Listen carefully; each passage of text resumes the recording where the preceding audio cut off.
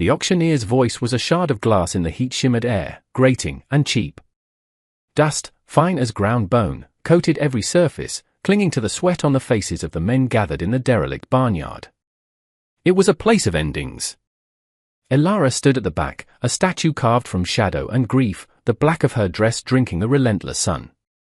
For 5 years, since the fever took David and the babe that followed him, her world had been this same oppressive silence, this same bleached-out landscape of loss. She came to these wretched affairs not to buy, but to watch things break, to see other lives dismantled. It was a bitter communion. Today, they brought out the last of the Miller stock. Not cattle or horses, but people. 3 sisters, their hands bound loosely before them, were led onto the splintered block. The crowd shifted, a low murmur of pity and disdain. They were burdens. Anya, the eldest, held her chin high, a fragile fortress of defiance. Lena, her eyes wide with a terror that seemed too large for her slight frame, stood so close to Anya she was nearly hidden. And Sophia, the youngest, stared at her own swollen belly as if it were a strange and terrible planet she had been forced to inhabit. All 3 were pregnant. Liabilities, the auctioneer spat, waving a dismissive hand. Indentured, but their time is near. The late Miller's poor planning is your potential gain, or your folly, he grinned, revealing teeth the color of old corn. Who'll start the bidding for this fertile lot? Silence answered him. It was a heavy, suffocating thing. The men looked away, shuffling their feet. Who would take on 3 women, 3 mouths to feed, soon to be 6? They were seen not as mothers, but as monuments to a poor investment. A horse with a lame leg held more value. Elara felt a familiar, cold ache in her womb, a phantom hollowness that had been her constant companion. She saw not liabilities, but a reflection of her own stolen future. The life she and David had planned, the children they would have raised on their small homestead, all of it turned to dust, just like the ground beneath her worn boots. A slick, oily voice cut through the stillness. $10. Silas Croft stepped forward, his shadow falling long and predatory across the sisters. He was a vulture in a tailored coat, a man who fed on the misfortunes of others, buying up failed farms and broken lives for pennies. A cruel smile played on his lips as he looked at the women, his gaze lingering on their rounded forms with an owner's appraisal. He wasn't buying mothers, he was buying stock. The auctioneer's eyes lit with relief. $10 from Mr. Croft. Do I hear 15? The silence returned, thicker this time, laced with the finality of Croft's claim. The sisters flinched as one. Anya's facade of courage crumbled, her shoulders slumping in defeat. The gavel was raised. It hung in the air, a suspended moment of doom. In that sliver of time, Elara saw it all, Croft's leering triumph, the sisters' despair, the ghosts of her own lost family whispering in the wind. The silence in her heart, the one she had nurtured for 5 years, suddenly screamed. 20. The word was rust and disuse, torn from a throat that had forgotten how to speak with force.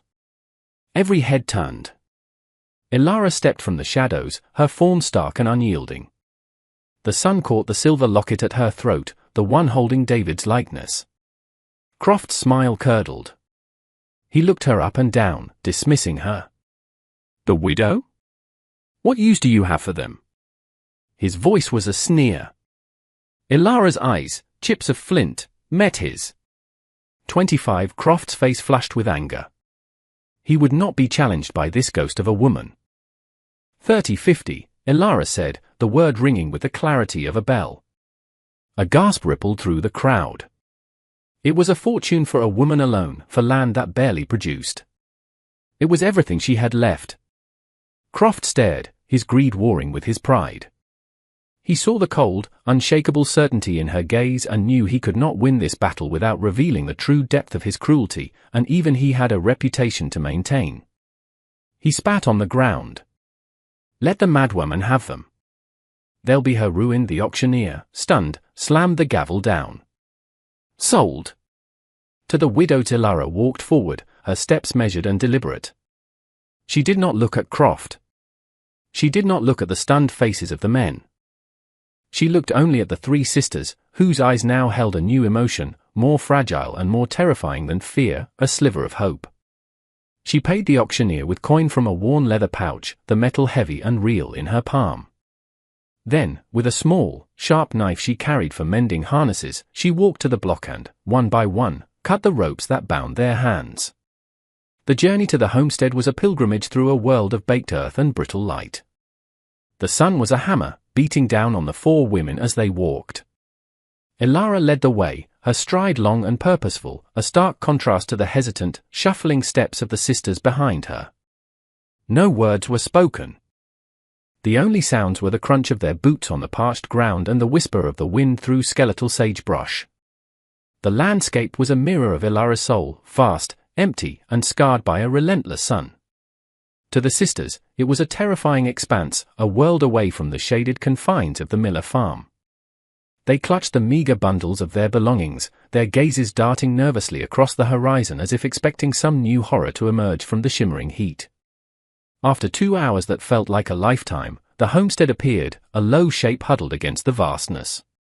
It was a small, sturdy cabin of hewn logs, a testament to David's hands, flanked by a barn and a fenced-in corral. The place was impeccably clean, obsessively ordered, but it was a sterile tidiness. There were no stray chickens pecking in the yard, no laundry dancing on a line, no sign of the messy, vibrant pulse of life. It was a home held in stasis, preserved in the amber of grief. Ilara pushed open the cabin door, revealing a single room, shadowed and cool. A stone hearth dominated one wall, cold and black. A sturdy table with 2 chairs stood in the center. A bed, neatly made, occupied one corner. "There," she said, her voice flat, gesturing to a partitioned-off space behind a thick curtain. "You will sleep there." She pointed to the stove, the pantry. "The food is yours. The well is outside. Do not waste the water." Her instructions were clipped, practical, devoid of any warmth. She was providing sanctuary, not welcome. The sisters huddled together in their designated corner, a small island of shared fear in the ocean of Ilara's solitude. They spoke in whispers, their words swallowed by the oppressive silence of the cabin. Ilara moved with a quiet, ghost-like efficiency, tending to her chores with a focus that seemed designed to block out their very presence. She ate her meals alone at the table, a solitary queen in her kingdom of sorrow. But their presence was an undeniable fact. It was a rustle of fabric behind the curtain, a shared sigh in the night, the soft pad of 3 extra pairs of feet on the floorboards. It was a subtle shift in the cabin's atmosphere, a disturbance in the dust motes dancing in the afternoon light. Ilara found herself listening, against her will, to the rhythm of their breathing as they slept. A few days later, Lena, the youngest, was drawing water from the well when the heat overwhelmed her. She swayed, her face ashen, and crumpled to the ground. Ilara was inside, mending a leather strap, when she heard the bucket clang against the stone well. A primal, forgotten instinct surged through her. She was outside in a heartbeat, her solitary calm shattered. She knelt, lifting Lena's head into her lap, her hand surprisingly gentle as she brushed the hair from the girl's damp forehead. Anya and Sophia rushed out, their faces masks of panic. Ilara looked up at them, and for the first time, they saw a crack in her hardened facade. They saw not a cold warden, but a woman shaken by a profound and buried fear. "Get a wet cloth," she commanded, but the harshness was gone, replaced by a raw urgency. Quickly, as Anya pressed the cool cloth to her sister's face, Ilara held Lena, a fragile weight in her arms, and felt the tremors of a life that was not her own, a vulnerability she had paid a fortune to protect. The silence of her world had been broken, not by a word, but by a near fall, a shared moment of terror that bound the 4 of them together in the unforgiving sun. Life on the homestead began to find a new, fragile rhythm. The silence that had once been Ilara's shield slowly receded, replaced by the quiet industry of 4 women working toward a common survival. The sisters, sensing the shift that had occurred by the well, began to emerge from their shell of fear. They started small, sweeping the porch without being asked, pulling the most stubborn weeds from the parched vegetable garden, their movements tentative at first, then growing in confidence. Ilara watched them from a distance, her expression unreadable. She issued her instructions in the same sparse, direct manner, but the lessons themselves were a form of communion. She showed Anya how to properly sight down the barrel of the old rifle, her hand briefly covering the younger woman's to adjust her grip. She taught Sophia which desert herbs were safe for tea and which were poison, their fingers brushing as they sorted through the dried leaves. She worked with Lena to repair a sagging section of the corral fence, the rhythmic pounding of their hammers a strange new music in the quiet air. These were not gestures of affection, but of necessity, yet in this harsh land, necessity was its own kind of intimacy. The homestead itself began to transform. A line of washed clothes, small shifts and mended dresses, flapped in the breeze, a banner of defiant domesticity. The scent of baking bread, coarse and grainy, sometimes filled the cabin, a stark contrast to the sterile smell of dust and wood smoke that had lingered for years.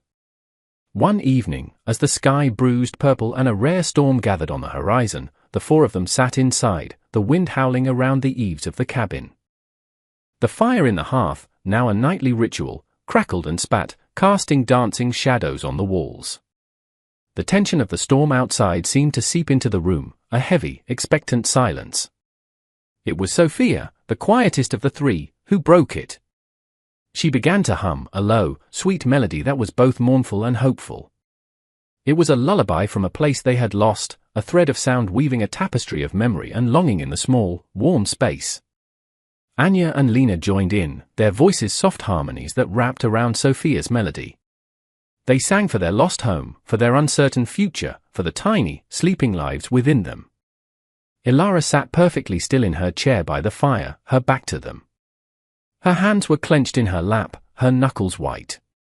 She did not turn. She did not speak. She did not join their song. But she did not stop it, either.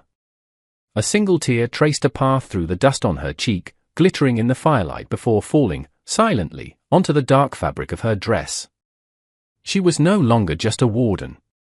She was a witness. In the nights that followed, she would lie awake and listen to their hushed conversations from behind the curtain.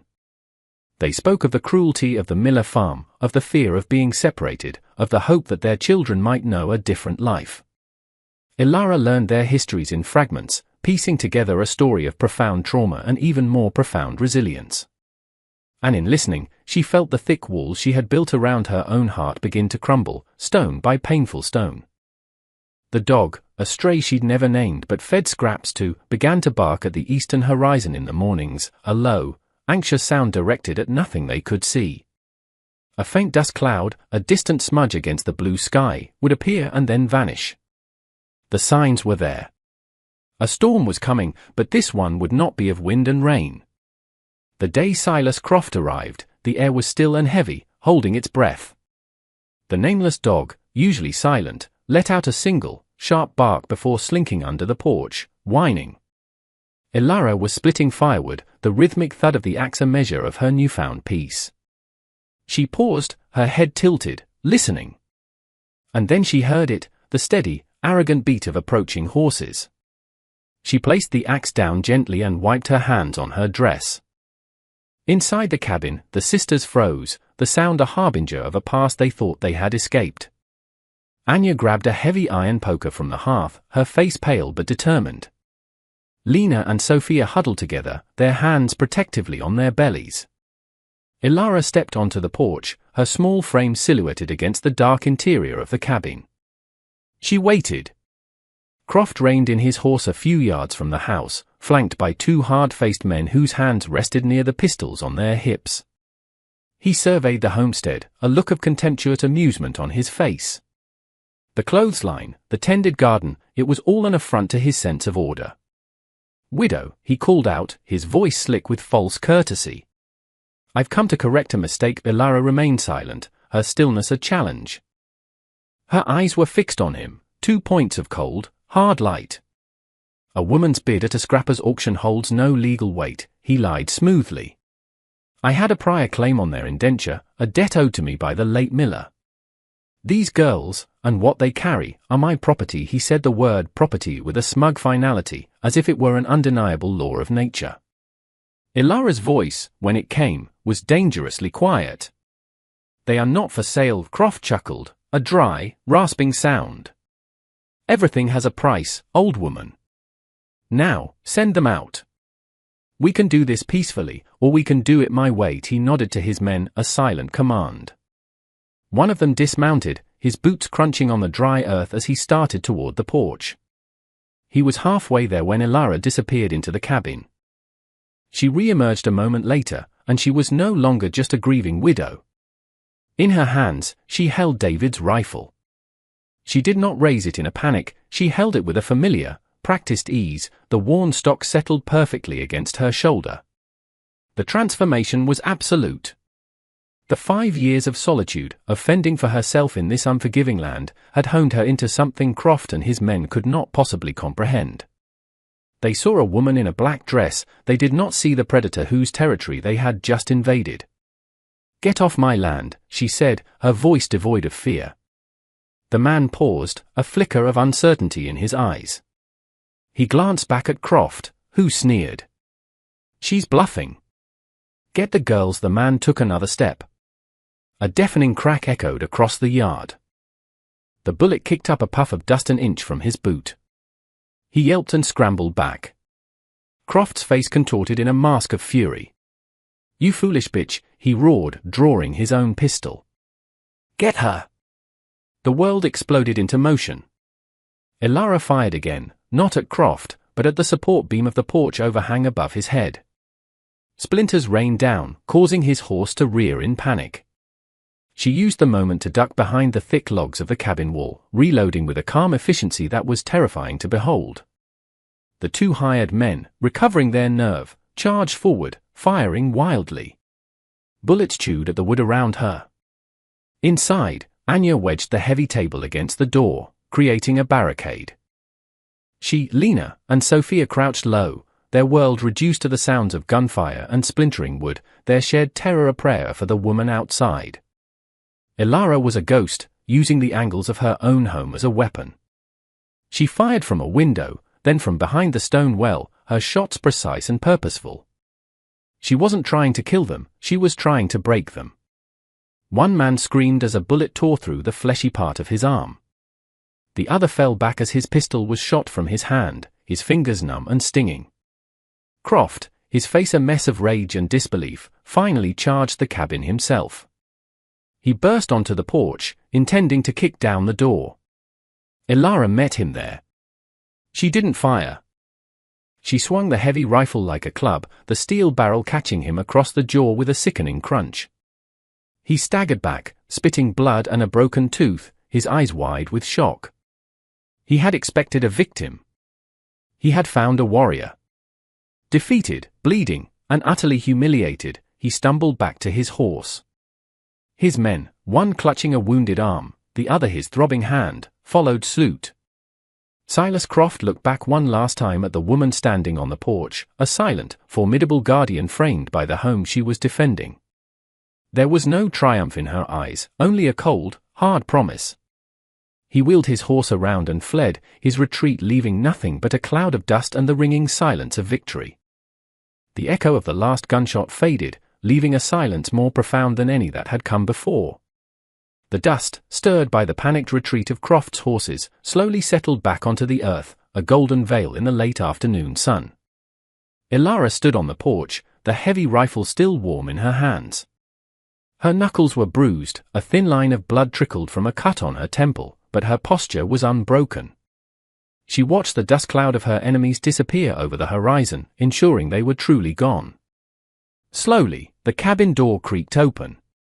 Anya emerged first, her eyes wide, the iron poker still clutched in her hand. She saw Elara, saw the blood, and rushed forward. Lena and Sophia followed, their faces tear-streaked but etched with a new, fierce awe. Without a word, Anya took a clean cloth from her pocket and gently dabbed at the cut on Elara's temple. It was a simple, intimate gesture that spoke more than words ever could. It was an anointing. In that moment, the last wall between them crumbled into dust. Elara allowed the touch, her stiff shoulders relaxing for the first time. She looked from Anya's determined face to Lena's trembling relief to Sophia's quiet gratitude. She saw not her burdens, but her garrison. They had faced the storm together and held the line. That evening, they did not eat in shifts or in silence. They sat together at the table, the four of them, the empty chair that had long been a shrine to David's memory now simply a part of their circle. The meal was meager, but it felt like a feast. The home was no longer a tomb of memory, it was a fortress, consecrated by their shared courage. Life resumed, but it was irrevocably changed. The quiet purpose of their work was now laced with a thread of joy. They were no longer just surviving, they were building. The first snows of winter came, blanketing the harsh land in a soft, forgiving white. And with the changing of the seasons came new life. Lena was the first. A boy, with a thatch of dark hair and a surprisingly loud cry that filled the small cabin with a sound it had not known in years. Then came Anya's daughter, small and quiet, with her mother's watchful eyes. Finally, Sophia gave birth to a son as the first spring thaw began to melt the snow. The cabin, once a vessel of silence and grief, now overflowed with the chaotic, beautiful music of life. The cries, the gurgles, the soft lullabies sung by three new mothers became the homestead's heartbeat. Ilara became the axis around which this new world turned. She was no longer a ghost haunting the edges of her own life. She was a matriarch. She held the babies with a tenderness that surprised even herself, the ache in her arms finally filled. She taught the sisters how to swaddle, how to soothe, how to see the future in a tiny, sleeping face. The grief for what she had lost did not vanish, but it was no longer an all-consuming void. It had become a part of a larger story, a foundational stone upon which this new, unexpected family was built. Years passed. The babies grew into toddlers, their laughter chasing the last of the shadows from the corners of the cabin. They called her Miller, their small hands often finding hers. One sun-drenched afternoon, Ilara sat on the porch step, carving a small wooden bird, her knife moving with practiced skill. David had taught her how, long ago. For years, the hobby had been a painful reminder. Now, it was a legacy to be passed on. She watched as Anya, Lena, and Sophia played with their children in the yard, their silhouettes dark against the brilliant orange of the setting sun. Her son, Lena's boy, ran to her, his face bright with some new discovery. She smiled, a true, unburdened smile that reached her flinty eyes and softened them. The homestead was no longer empty. The land was no longer a barren testament to her loss. It was a garden, stubbornly and beautifully cultivated, teeming with the life she had bought, protected, and nurtured. She had gone to the auction seeking an echo of her own brokenness, but had found, instead, the seeds of her own salvation.